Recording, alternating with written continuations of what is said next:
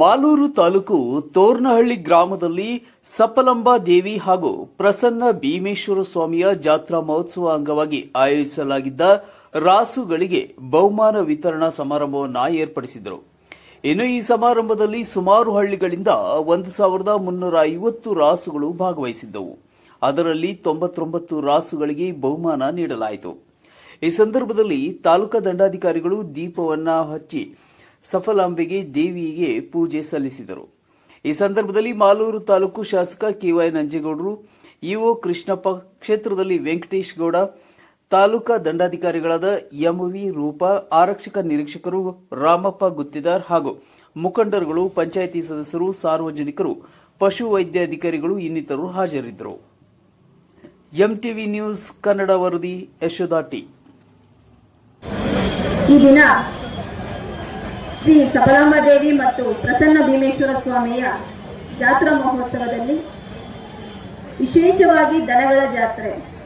ಈ ದನಗಳ ಜಾತ್ರೆಯಲ್ಲಿ ಎಲ್ಲ ಭಾಗಗಳಿಂದ ರೈತರುಗಳು ಆಗಮಿಸಿದ್ದಾರೆ. ಅವರುಗಳು ಅವರದೇ ಆದ ಶೈಲಿನಲ್ಲಿ ಎತ್ತುಗಳನ್ನ ತಮ್ಮ ಜೀವಕ್ಕಿಂತ ಹೆಚ್ಚಾಗಿ ಪ್ರೀತಿಸ್ತಾ ಅವ್ರನ್ನ ಪಾಲನೆ ಪೋಷಣೆ ಮಾಡ್ಕೊಂತ ಕೆಲವು ಎಲ್ಲ ರೈತರುಗಳನ್ನು ನಾನು ಭೇಟಿ ಮಾಡಿದೆ. ಅದರಲ್ಲಿ ಆಯ್ದ ಜನಗಳು ತಮ್ಮ ಎತ್ತುಗಳನ್ನ ಯಾವ ರೀತಿ ಪ್ರೀತಿಸ್ತಾ ಇದ್ರು ಅಂದ್ರೆ ಆ ಒಂದು ಪ್ರೀತಿಗೆ ನಿಜವಾಗ್ಲೂ ನಾವು ತಲೆಬಾಗಿ ನಮಸ್ಕಾರ ಮಾಡಬೇಕಾಗುತ್ತೆ. ವಿಶೇಷವಾಗಿ ಈ ಜಾತ್ರೆ ಬಗ್ಗೆ ಹೇಳೋದಾದ್ರೆ, ನಾವು ಇಲ್ಲಿ ಕಾರ್ಯನಿರ್ವಾಹಕ ಅಧಿಕಾರಿಯಾಗಿ ಚಾರ್ಜ್ ಹಾಕಿದಾಗ ಕೇವಲ 20 ದಿನ 25 ದಿನ ಮಾತ್ರ ಇಲ್ಲಿ ಅವಕಾಶ ಇತ್ತು. ಸೊ ಆ ಸಮಯದಲ್ಲಿ ಇಲ್ಲಿ ಶಾಸಕರು ಸೆಷನ್ ಅಲ್ಲಿದ್ರು. ಆ ಸೆಷನ್ ಅಲ್ಲಿದ್ರೂ ಸಹ ಕಡಿಮೆ ಕಾಲಾವಧಿಯಲ್ಲಿ ಇರೋದ್ರಿಂದ ಆ ಒಂದು ರಜಾದಿಂದಲಾದ್ರೂ ಸರಿ ನಾನು ಬಿಡುವು ಮಾಡ್ಕೊಂಡು ಬರ್ತೀನಿ, ಫಸ್ಟ್ ಜಾತ್ರೆಗೆ ಪೂರ್ವಭಾವಿ ಸಭೆಯನ್ನ ಮಾಡೋಣ ಅಂತ ಹೇಳಿದ್ರು.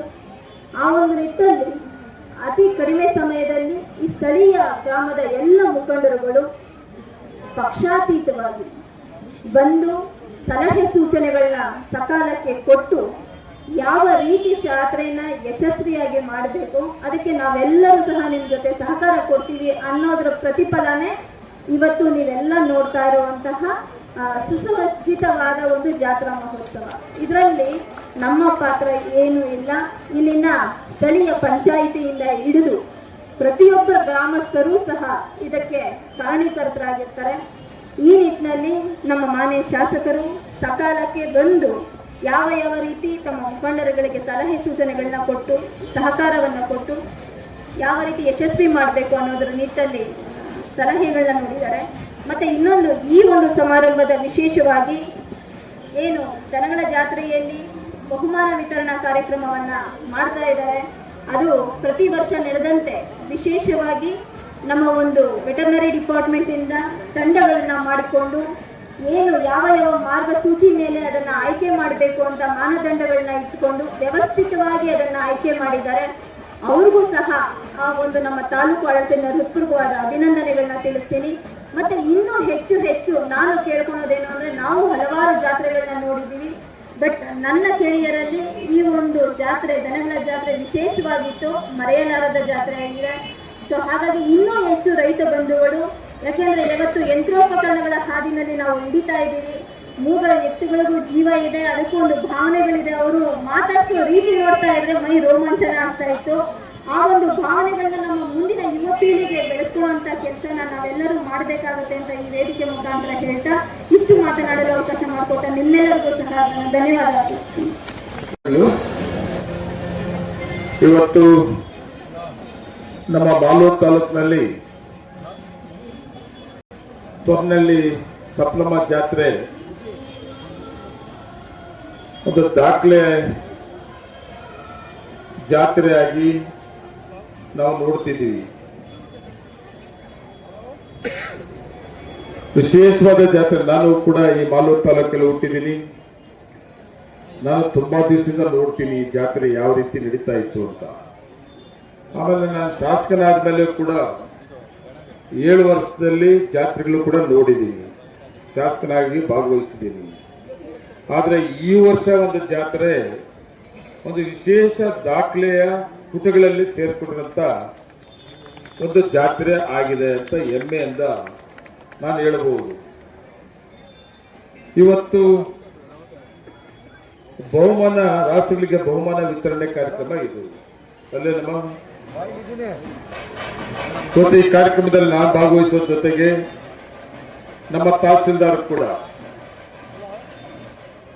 ಅವಾಗಲೇ ಮಾತಾಡ್ತಾ ಹೇಳ್ತಾರೆ ನಮ್ಮ ವೆಂಕಟೇಶ್, ಚೇತನಹಳ್ಳಿ ವೆಂಕಟೇಶ್, ಈ ಭಾಗದ ಜಿಲ್ಲಾ ಪಂಚಾಯತಿ ಮಾಜಿ ಮೆಂಬರ್, ತಹಸೀಲ್ದಾರರು ಕೆಲಸ ಯಾವ ರೀತಿ ಮಾಡಿದ್ರು ಅಂತ. ಯಾರೇ ಒಳ್ಳೆ ಕೆಲಸ ಮಾಡಿದ್ರು ಕೂಡ ಅವ್ರನ್ನ ನಾವು ಮಾತನಾಡಲೇಬೇಕು, ಕಲ್ತ್ಕೊಡ್ಲೇಬೇಕು. ಅಷ್ಟೇ ನಾವು ಕೊಡೋದು, ಅವ್ರಿಗೆ ನೀನು ಕೊಡಲ್ಲ. ಆದ್ರೆ ಜಾತ್ರೆಯನ್ನ ತುಂಬಾ ಚೆನ್ನಾಗಿ ಮಾಡಬೇಕು ಅಂತೇಳಿ ನಮ್ಮ ಪೂರ್ವಭಾವಿ ಸಭೆಯಲ್ಲಿ ತಗೊಂಡಂತ ತೀರ್ಮಾನ ತಗೊಂಡಾದ್ಮೇಲೆ ನಮ್ಮ ಅಧಿಕಾರಿಗಳು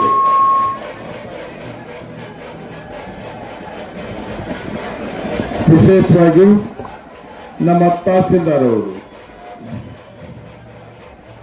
ತುಂಬಾ ಜವಾಬ್ದಾರಿ ತಗೊಂಡು ಎಲ್ಲ ಇಲಾಖೆಯ ಅಧಿಕಾರಿಗಳ ವಿಶ್ವಾಸ ತಗೊಂಡು ಮತ್ತೆ ಎಲ್ಲ ಸ್ಥಳೀಯ ಮುಖಂಡಗಳ ಸಹಕಾರವನ್ನು ತಗೊಂಡು ಈ ಜಾತ್ರೆಯನ್ನ ತುಂಬಾ ಯಶಸ್ವಿಯಾಗಿ ಮಾಡಿಕೊಟ್ಟಿರೋದ್ರಿಂದ ತಹಸೀಲ್ದಾರ್ ಮತ್ತೆ ಅವರ ತಂಡಕ್ಕೆ ನನ್ನ ತಾಲೂಕಿನ ಜನತೆಯ, ಈ ಭಾಗದ ಜನತೆಯ ಮತ್ತು ನನ್ನ ವೈಯಕ್ತಿಕವಾಗಿ ನಾನು ಧನ್ಯವಾದಗಳು ಕೂಡ ಹೇಳಬೇಕಾಗ್ತದೆ. ಅವರು ಕೂಡ ಈ ಕಾರ್ಯಕ್ರಮ ಭಾಗವಹಿಸಿದ್ದಾರೆ. ಆ ಜೊತೆಗೆ ಪ್ರಾಧಿಕಾರದ ಅಧ್ಯಕ್ಷರಾದ ನಮ್ಮ ನರಸಿಂಹ ಅವರು ಕೂಡ ಭಾಗವಹಿಸಿದ್ದಾರೆ. ಮತ್ತೆ ಈ ಭಾಗದ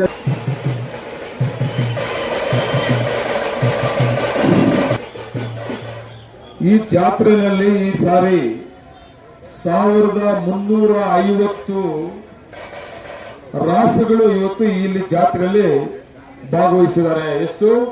1350 ರಾಸುಗಳು ಇವತ್ತು ನಮ್ಮ ಸಪ್ಲಮ್ಮ ಜಾತ್ರೆಯಲ್ಲಿ ಬಂದಿದೆ. ಆ 1350 ಎಲ್ಲ ಅಲ್ಲಿ ರಾಸುಗಳು. ನಮಗೆ ಆಶ್ಚರ್ಯ ಆಗ್ತದೆ, ಎಲ್ಲಿಂದ ಬಂತು, ಎಲ್ಲಿತ್ತು ಅಂತ. ಇವತ್ತು ಅಲ್ಲಿ ರಾಸುಗಳನ್ನು ನೋಡಬೇಕಾದ್ರೆ ಕಷ್ಟ ಆಗ್ತದೆ. ಆದ್ರೂ ಸಹಿತ 1350 ರಾಸುಗಳು ನಮ್ಮ ತೊರ್ನಳ್ಳಿ ಜಾತ್ರೆಯಲ್ಲಿ ಭಾಗವಹಿಸಿದೆ ಅಂದ್ರೆ ಖುಷಿ ಆಗ್ತದೆ. ಅದ್ರ ಜೊತೆಯಲ್ಲಿ ಅಷ್ಟು ರಾಸುಗಳು ಬಂದರೂ ಕೂಡ ಲಕ್ಷಾಂತರ ಜನ ಈ ಜಾತ್ರೆಯಲ್ಲಿ ಭಾಗವಹಿಸಿದ್ದು, ಮತ್ತೆ ಸಪ್ಲಮ್ಮ ಒಂದು ಸನ್ನಿಧಿಗೆ ಬಂದು ಭಾಗವಹಿಸಿದ್ದು ಲಕ್ಷಾಂತರ ಜನ. ಅದು ಎಷ್ಟೇ ಜನ ಬಂದರೂ ಕೂಡ ನಮ್ಮ ತಾಲೂಕಿನ ಆಡಳಿತ ಅವಾಗ ಮೂಲಭೂತ ಸೌಕರ್ಯಗಳು ಏನೇನು ಅನುಕೂಲಗಳು ಬೇಕಾಗ್ತದೆ, ಇವು ಎಲ್ಲ ಅನುಕೂಲಗಳು ಮಾಡಿಕೊಡೋದ್ರಲ್ಲಿ ತುಂಬಾ ಸಕ್ಸಸ್ ಆಗಿದ್ವಿ. ಅದು ಸಾಮಾನ್ಯ ಒಬ್ಬ ಮನುಷ್ಯ ಕೂಡ ಮಾತಾಡ್ತಾ ಇದ್ದಾರೆ. ಇವತ್ತು ತೊರ್ನಳ್ಳಿ ಜಾತ್ರೆ ತುಂಬಾ ಚೆನ್ನಾಗಿ ಮಾಡಿದ್ರು. ಎಲ್ಲ ವ್ಯವಸ್ಥೆ ಇತ್ತು, ಎಲ್ಲ ಅನುಕೂಲಗಳಿತ್ತು. ಆಡಳಿತ, ತಾಲೂಕಿನ ಆಡಳಿತ ಎಲ್ಲ ರೀತಿಯಲ್ಲೂ ಕೂಡ ಸಹಕಾರವನ್ನು ಕೊಟ್ಟು ತುಂಬಾ ಚೆನ್ನಾಗಿ ಮಾಡಿದ್ರು ಅಂತ. ಅದ್ರ ಜೊತೆಗೆ ರಥ ಕೂಡ, ಈ ತೊರ್ನಳ್ಳಿಯಲ್ಲಿ ರಥ ಯಾವಾಗಲೂ ಮಾಡ್ತಾ ಇದ್ದರಂತೆ, ನಾವು ನೋಡಿಲ್ಲ. ಅದು ನಿಲ್ತೋಗಿತ್ತಂತೆ. ಮತ್ತೆ ರಥವನ್ನ ರಥ ಎಲ್ಲಿತ್ತೋ ಏನೋ, ಇಲ್ಲಿ ಹಿರಿಯರ ಒಂದು ಸಲಹೆ ತಗೊಂಡು ಎಲ್ಲೋ ಒಂದು ಮೂಲೆ ಇದ್ದಂತ ರಥವನ್ನ ತರಿಸಿ ಅದನ್ನ ದುರಸ್ತಿ ಮಾಡಿ ಒಂದು ರಥವನ್ನು ಕೂಡ ಇವತ್ತು ಇಲ್ಲಿ ತೊರ್ನಳ್ಳಿಯಲ್ಲಿ ಮಾಡಿಸಿದ್ರು.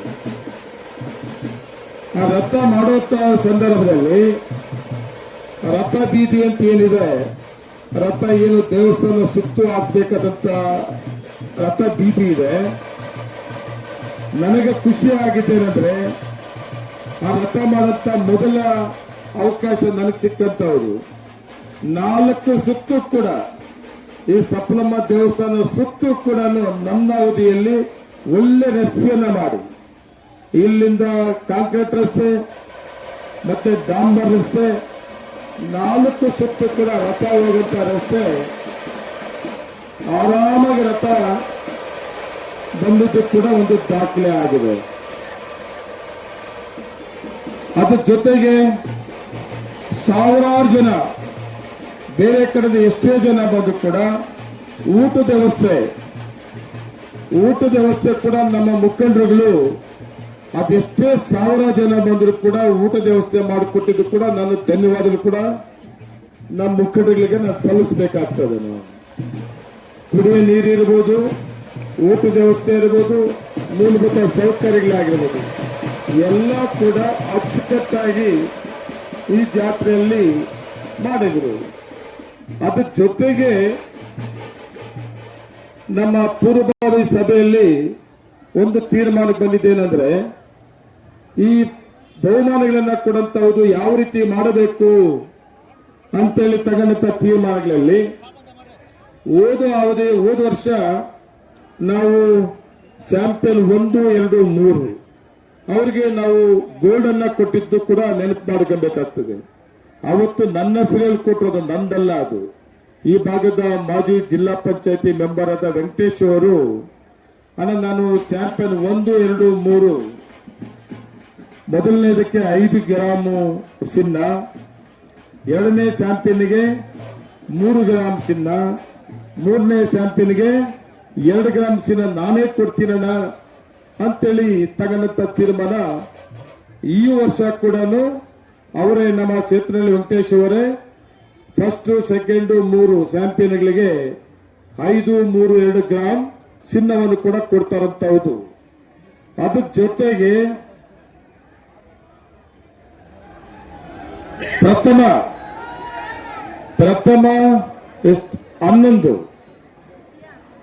ಪ್ರಥಮ 11ಕ್ಕೆ 5,000 ರೂಪಾಯಿ ಕೊಡೋದು ಅಂತ ಕೂಡ ತೀರ್ಮಾನ ಆಗಿತ್ತು. ಪ್ರಥಮ ಬಹುಮಾನಗಳು 11 ಜೊತೆಗೆ 5,000 ರೂಪಾಯಿ ಕೊಡೋದಂತ ತೀರ್ಮಾನ ಆಗಿತ್ತು.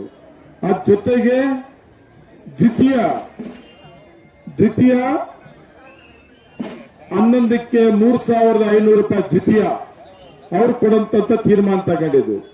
ಇದರ ಜೊತೆಗೆ 50 ಜೊತೆ ಎತ್ತುಗಳಿಗೆ ಸಮಾಧಾನಕರ ಬಹುಮಾನಗಳು ಕೊಡಬೇಕು ಅಂತ ತಗೊಂಡಂತ ತೀರ್ಮಾನ. ಅದಕ್ಕೆ ನನ್ನ ಪೂರ್ವ ಸಭೆಯಲ್ಲಿ ಶಾಸಕರು ನೀವೇ ಕೊಡಬೇಕು 50 ಜೊತೆಗೆ ಸಮಾಧಾನಕರ ಬಹುಮಾನಗಳು 2,500 ಅಂತೇಳಿ ನಾನು ಹೇಳಿಲ್ಲ. ಪೂರ್ವಭಾವಿ ಸಭೆಯಲ್ಲಿ ಮುಖಂಡಗಳು ಹೇಳಿದಾಗ ನಾನು ಒಪ್ಪಿಕೊಂಡಿದ್ದೆ. ಇವೆಲ್ಲ ಸೇರಿ ಒಟ್ಟು 94 ಜೊತೆ ಎತ್ತುಗಳಿಗೆ, ರಾಸುಗಳಿಗೆ ಬಹುಮಾನಗಳನ್ನ ಕೊಡುವಂತಹದ್ದು ಕೂಡ ನಮ್ಮ ಪೂರ್ವಭಾವಿ ಸಭೆಯಲ್ಲಿ ತಗೊಂಡಂತ ತೀರ್ಮಾನ. ಈ ಬಹುಮಾನಗಳು ಕೊಡುವಂತಹದ್ದು ನಾವು ಯಾರು ಕೂಡ ರೆಕಮೆಂಡೇಶನ್ ಮಾಡಿಲ್ಲ. ನಾನಾಗ್ಬೋದು, ಇಲ್ಲಾಂದ್ರೆ ತಹಸೀಲ್ದಾರ್ ಆಗ್ಬೋದು, ಯಾವುದೇ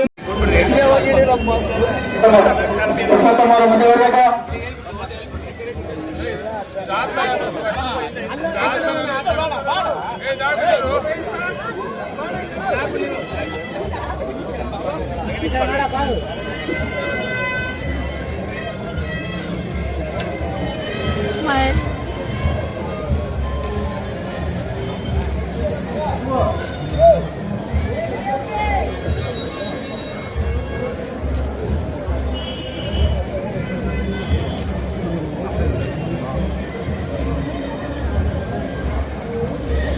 Caixa não,